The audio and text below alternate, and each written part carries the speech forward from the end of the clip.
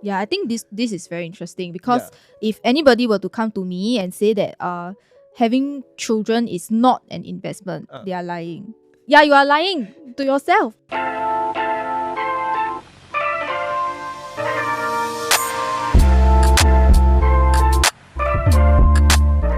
Okay, so now we have a house, right? Let's talk about the family. Women advise now that they are of age, they have children, they have grandchildren. They always tell us that it's important to make sacrifices and invest in your children's future so that you can enjoy the benefits later on. Do you agree? Agree. I agree in the part that I invest in my children. But whether do I reap anything, I don't agree on that. Because this is pure love, right? I do it out of love. But love is something that you don't expect something in return, you see. So, but then the concept of invest means that there are dividends, though. It's not just a donation. Invest in the sense that next time, of course, they will reap themselves. We don't reap, but they themselves will reap, you see. Yeah, I think this is very interesting because if anybody were to come to me and say that having children is not an investment, they are lying. Because I think, you are lying to yourself because I feel that having kids, right? I mean, the investing part, maybe not in monetary terms. But monetary terms. I mean, okay, maybe I said maybe not in monetary terms. There is a part, but also somewhat. It's a very bad way to say it. Selfish reasons. So so I had this conversation with my boyfriend, right? Obviously, I mean, all couples would have that kind of conversation, whether you want kids. So he was telling me recently, which I thought was interesting, that people don't usually have a good solid reason for wanting to have children because to him the reason is just fun lor. Explain. He said it's just fun because it adds life to your relationship. Yeah. So because after a while he feels that if it's just two of us, it might get a bit dull. So having children might make things more interesting. That was what he meant by fun. Right. Yeah. But that was what he told me lah. And honestly, when he threw the question back at me, I can't answer why I want to have kids also. It's just I want lor. I just want kids. But why do I want them? Ignoring the fact that it's base human instinct to procreate lah. Okay, that's the thing. Fundamentally, there is no good reason besides it's cool to have cute little versions of you running around in your household. And also one more thing is that I'm concerned about being lonely in future. So I would want to raise my kids properly, and then in my older years I would have people accompanying me. And I also mentioned to him that in future, I mean now I'm Gen Z, I'm the in thing, right? I'm not going to be like trendy anymore when I'm 80 years old. Right. And I might need somebody to help me with that. Right. So I think these are the things that I thought about lah. But whether or not those are legit solid reasons for wanting to have children, I'm not too sure. So can we consider like companionship as the thing that I invest in my children so they can reap the rewards of my investment? It's not monetary. Yeah, it's not monetary. That's why I said maybe not monetary, because that is kind of like my thinking right now. I don't expect them to. I mean, if we go back to the question of should you be depending on your children for retirement? I do not want to depend on my children for retirement.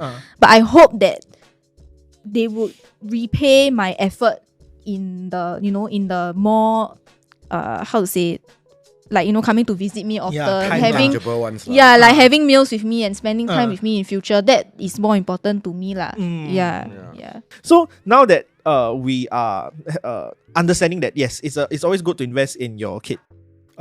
It's either gonna reap like intangible like rewards such as like time spent with you, companionship, or it's gonna be like they can pay for like your medical bills if let's say your financial planning did not really pan out the way you wanted. Then Alan, how many children will be a good like gauge? Because now we kind of roughly know it goes from 1 million to 1.3 to just get a kid to like adulthood, right? So back then when our old like grandma generation, they have the farmhand mentality, which is the more people I have, the more helpers I have on my farm. But now it's not applicable anymore, right? Because our houses are smaller. We don't farm lands anymore, right? So how many kids is good? 1, 2? Initially my plan was to have 5. But we stopped at 3 for the fact that I'm getting older. Yeah, so I crossed at 40 marks. So Right. we choose not to have the fourth and Right. fifth lah. So for me, I love children. The more you have, the merrier ma. Right. So another consideration is that, coming from a family of three brothers, I thought this give me an opportunity to discuss if there's any issue with our parents. And if I have only one, then basically there's no one to discuss, Yep. any issues with. And if it comes to financial burden, then it's like one person shouldering everything. Correct. So it's quite tough. So hopefully, then I wanted 5 lah, but obviously today I have 3 lah. I think it's good enough.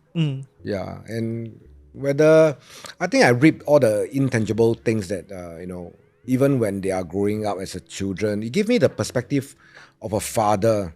How you can't understand unless you have it, right? So then, as the role of a father gave me the perspective that I can actually do something for someone without expecting anything in return. Right. So that is really, I thought that was love lah, and I enjoyed the process. They gave me a lot of joy when they were much more younger. Obviously nowadays, they get a bit rebellious and stuff. Yeah. But that is another challenge, and of course, when you are able to change their mindset and influence them, there's another satisfaction that I have. Like, So it's not about like, wait until you're 70 years old, then you get the rewards. There is things that you learn and you gain in the whole journey lah. So you want them, if you want them to do something, right, then there must be some contribution from you as well. They need to feel love, right?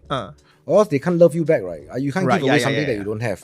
So for me, I always make sure that they know that they are being loved by parents, us lah.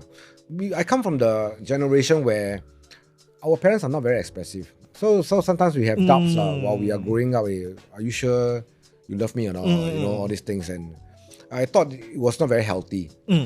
And that's how I try to model my parenting life now lah. To make those things that I don't like when I was younger, I make sure that my kids have the most. Yep. And whether do I reap in the future, no one knows. All right. So I'm not banking any. I don't want to bank anything. Any hopes on something that I have no control over. So you're not expecting them to have any kind of like payouts, like they'll give them you allowance. I think they have already been paying out all the experience that I have with them while they are growing up. I think that is good enough. Yeah. All right. You need to have one before you can understand. Right, yeah. Or else you think you couldn't comprehend. Just like when I wasn't a father, I couldn't comprehend as well. How this unconditional love can happen. Correct. It's like oh my god, this is gonna get mixed reaction also. Let's go. It's like people who say that they love to be single, and they have not experienced having a partner before. Yeah. It's like, how would you know that you love being single if you haven't tried the other thing? Correct. If you've never tried the other thing, then that's just absolute garbage. Okay, but if you tried but it, this is a bit different lah, because you have a child. Then if you regret, you cannot throw the child away. At least with your partner, you can break up lah. You break up already, you have to see ma. You can't break up with your child. How do you do that? Yeah, you throw the child away. No, right? Yeah, okay, but fair lah. But there are still people, especially like me, who believe that now we are very narcissistic in nature. I enjoy being able to just use my adult money to serve my own interests. And when you're standing on this side and looking at a parent making just financial sacrifices, right, it just makes no sense to you. Because you only see the face value of it, ma. You pay all the kids, and the kids just come. You come home, they don't say hi to you. They whole day play phone. I'm like, what the hell do I need these rascals for? Depends on how you raise them, ma. If you raise them like this, then they will do this to you. No, but here's the thing. There are moments where they are just the most adorable nonsense little nuggets of love. And you don't see that because they are not like primed to do that all the time. They are not love machines. They're children, they're humans. They go through their cycles. It's just the fact that because when you see them, they do that, then that's how you take that perspective in. But you don't see all the things that Alan has spoken about that he experienced. The internal introspection. You're also a son, isn't it?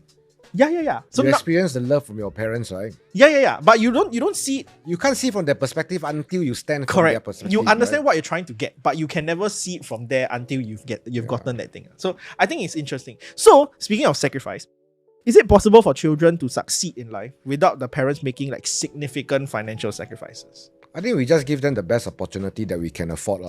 Right. So, financial support, social support and all this stuff. That social capital and all these things that we can we try to give them a head start in life. All right, obviously, it's going to make a difference. For, let's say, we can give them tuition, it costs me $1,000+ a month, versus someone who can't. Obviously, my kids will have a better head start in school as compared to someone who can't. You see. So that is what I would do.